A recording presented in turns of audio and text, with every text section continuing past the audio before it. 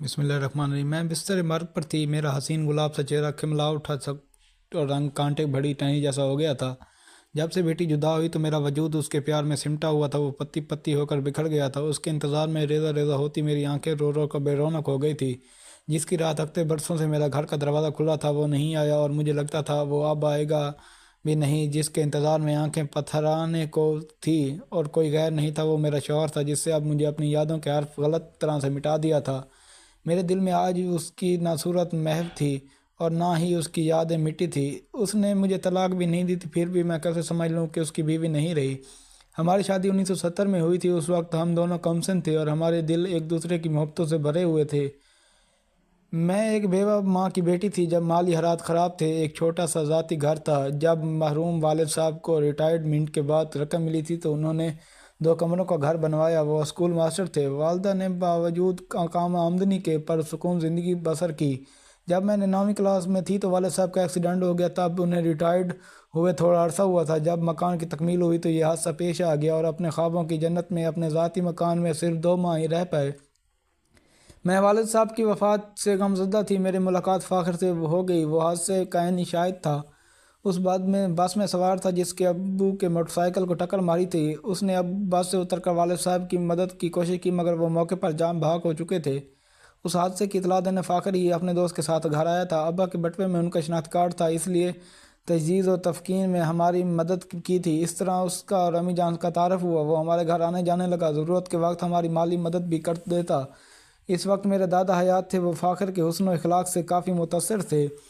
فاخر کے دل میں ہمارے لیے یوں ہی ہمدردی نے جنم نہیں لیا تھا، وہ اصل میں مجھے پسند کرنے لگا تھا اور دل ہی میں شادی کا ارادہ بنا رکھا تھا۔ میں نے 9ویں کا امتحان دیا تو حرف مدالیوں پر لے آئے، اس لیے مجھے اخلاق میرا دل اس کا گرویہ ہو چکا تھا۔ اس نے دادا جان سے بات کی تو انہوں نے شرط رکھ دی کہ میٹرک کرنے کے بعد ہم سلطانہ کی شادی کر دیں گے۔ دوسری شرط یہ تھی کہ فاخر رشتے کے لیے اپنے والدین کو لائے گا۔ پہلی شرط تو قابل قبول تھی، مگر دوسری شرط پورا کرنا اس کے لیے ناممکن تھا۔ جب اس نے مجبوری ظاہر کی تو اس کے والدین میں شادی میں شریک نہ ہو سکتے ہیں تو دادا نے انکار کر دیا۔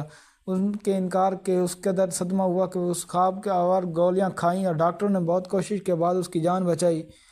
اب وہ والدہ اس کی طرف ہو گئی اور دادا سے کہا کہ آپ بوڑھے ہیں، ہم اکیلے ہیں، اگر اس کے والدین شادی میں شامل نہیں ہوتے تو کوئی مجبوری ہوگی۔ دادا سوچ میں پڑ گئے اور اسے بلا کر پوچھا جو معاملہ ہے سچ سچ بتاؤ۔ اس نے کہا کہ وہ لاوارث ہے۔ باپ کی وفات کے بعد اس کی ماں نے کسی اور سے شادی کر لی ہوتے تھے، باپ نے اس کو رکھنے سے انکار کر دیا۔ تب اس کی ماں نے ایک رشتہ دار کو اس کو پالا پوسا۔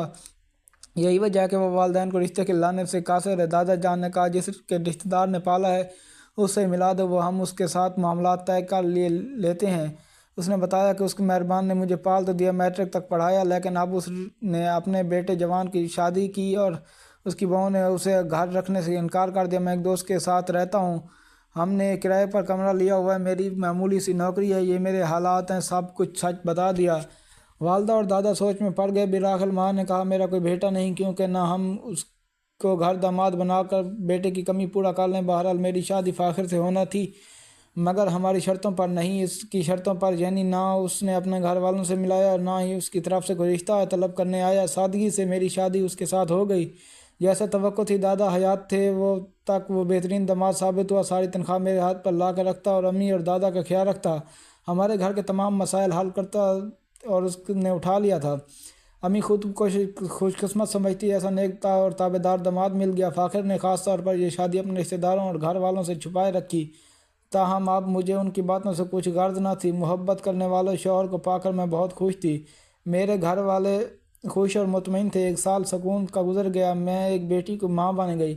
ہماری شادی کو 2 سال مشکل گزرے تھے۔ ایک دن اس نے بتایا کہ میرے سوتیلے باپ نے امی کو چھوڑ دیا ہے، اب ان کو میری ضرورت ہے، میرے بغیر وہ خود کو بے سہارا محسوس کرتی ہیں، وہ اکیلی ہو گئی، اس لیے سوچ رہا ہوں جب تک ان کے زخم تازہ ہیں میں ان کے رات کو ان کے پاس چلا جایا کروں۔ کیونکہ نہیں، تم ضرور اپنی غمزدہ ماں کی دل جوئی کرو، اس عمل سے اللہ پاک آپ سے خوش ہوگا۔ اور میں سمجھ رہی تھی کہ وہ اپنے والدہ کی عدت تک ان کے پاس رہیں گے۔ میں نے یہ بھی کہا کہ آپ مجھے اور امی کو ان کے پاس لے چلیں تاکہ ان کے غم میں شریک ہو سکیں۔ کسی وقت لے چلوں گا۔ فی الحال تو وہ اتنی غمزدہ ہیں کہ اپنے کمرے میں بند رہتی ہیں اور کسی اور سے نہیں ملتی۔ اس کے بعد فاخر اپنی ماں کے پاس پڑاؤ ڈال دیا۔ وہ صبح سویرے آتے، تیار ہو کر کام پر چلے جاتے، شام کو آ کر کھانا کھاتے ہی بیٹی سے پیار جتاتے اور رات کو اپنی والدہ کے گھر چلے جاتے۔ انہوں نے میرے بار بار پوچھنے پر بھی نہیں بتایا کہ ان کی ماں کہاں رہتی ہے، تاہم مجھ سے ان کے پیار میں کوئی کمی نہیں آئی۔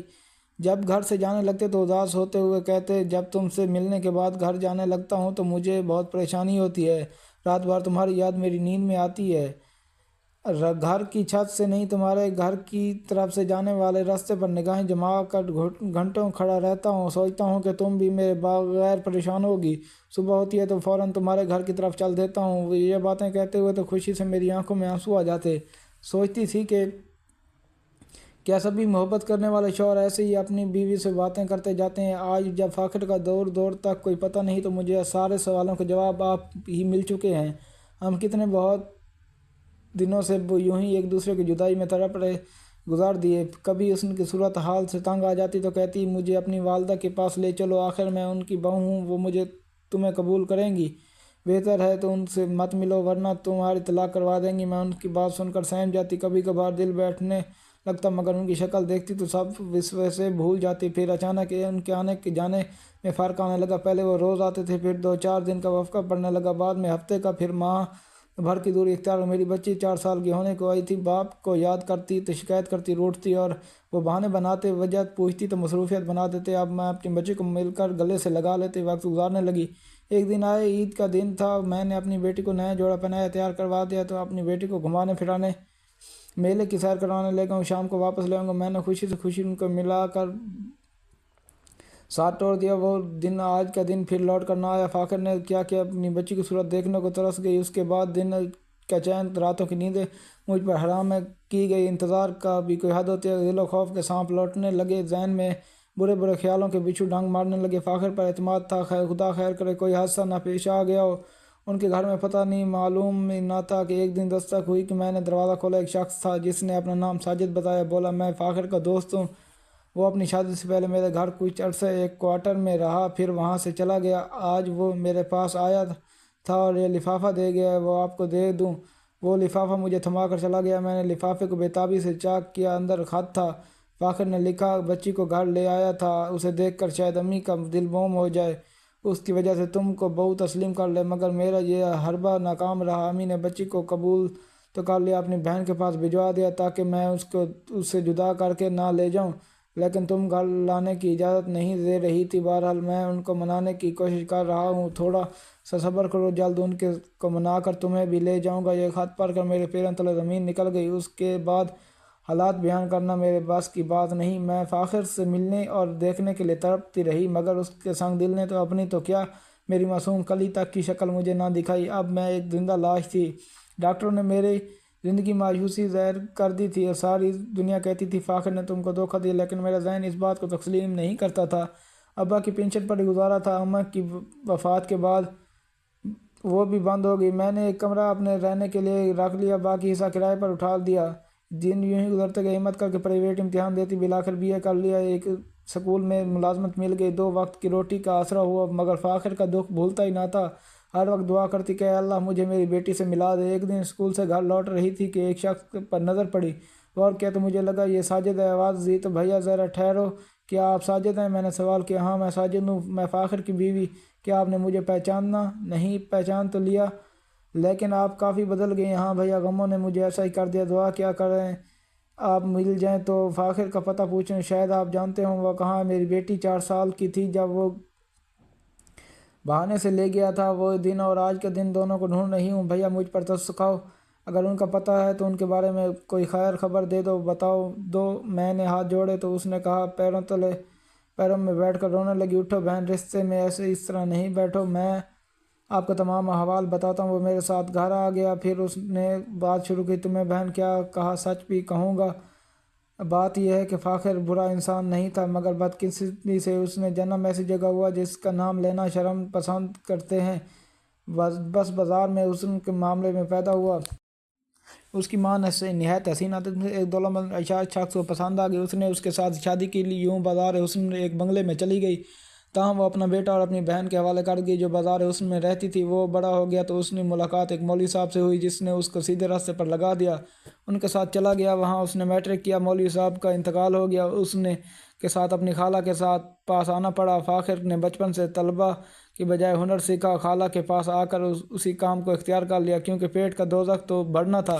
بہن تم سے شادی کے بعد اس نے خالہ کا گھر چھوڑ دیا اور خالہ تمہارے گھر چلا گیا۔ اس کی خالہ اس کی کھوج میں تھی، اس نے فاخر کا ایک پتہ ڈھونڈ لیا اور ایک روز دوبارہ اپنے گھر لے گئی۔ فاخر نے اسے بتایا وہ شادی شدہ ہے، وہ ایک بچی کا باپ ہے، تو خالہ نے خواہش کی کہ وہ اس کی بچی کو دیکھنا چاہتی ہے۔ کومل کو چھوٹی سی تھی، فاخر کو گمان بھی نہ تھا کہ جس عورت نے اسے ماں بن کر پالا ہے اس کے ساتھ دھوکہ کرے گی۔ کومل کو دیکھ کر اس کی خالہ کے دل میں فتور آ گیا اور اس بچی کو چھپا لیا اور فاخر سے جھوٹ بولا کہ بچی سیڑھیوں سے اتر گئی، کہیں بازار میں آ گئی، چلی گئی۔ فاخر نے اسے بہت ڈھونڈا اس لیے تمہارے پاس نہیں آیا۔ بچی مل جائے گی تو جائے گا ورنہ تم کو کیا منہ دکھائے گا۔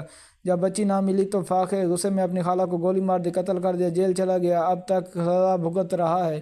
ادھر بچی کو اس کی خالہ نے جس عورت کے حوالے کیا وہ بھی طوائف تھی اور اس کے کوٹھے پر بھی طرح طرح کے لوگ آتے ہیں۔ بچی بڑی ہو گئی تو اسے بھی اس دھندے پر لگانا چاہا مگر اس کی قسمت اچھی تھی، ایک پروڈیوسر کو کوٹھے پر آ گیا، کومل کو دیکھا اور کافی رقم کش کی تو وہ عورت اس ڈراموں میں کام کے لیے بھجوانے پر راضی ہو گئی۔ یوں کومل اپنی زندگی بن گئی، آج اپنے فن کی بدولت بہت بہت کما رہی ہے، اسے عزت بھی اور شہرت بھی مل گئی ہے مگر اس نے اپنے ماں باپ کو کھو دیا۔ یہ قصہ سن کر اپنے کانوں پر یقین نہیں آ رہا تھا۔ میں نے ساجد کو کہا کہ کیا تم مجھے کومل سے ملوا سکتے ہو، کیا وہ مجھے پہچان لے گی؟ ہاں، اگر تمہاری کوئی تصویر اس کے ساتھ ہے تو وہ پہچان سکتی ہے۔ میں تو دوڑ کر کمرے میں گئی، البم لے کر ساجد کی ایک تصویر نکالی تو بولا تم یہ لے کر میرے ساتھ چلنا، جب وہ اسے دیکھے گی تو تم کو ضرور پہچان دے گی۔ اگلے دن ساجد مجھے لے کر کومل کے بنگلے پر گیا تو وہاں چوکیدار سے کہا میڈم کو کہو ان کے چچا ساجد آئے ہیں، ان کے ساتھ خاص مہمان بھی لائے ہیں۔ تھوڑی دیر بعد ہم دونوں اندر بلا لیا گیا۔ کومل نے دیکھا تو ٹھٹک رہ گئی۔ جب ساجد نے اس کو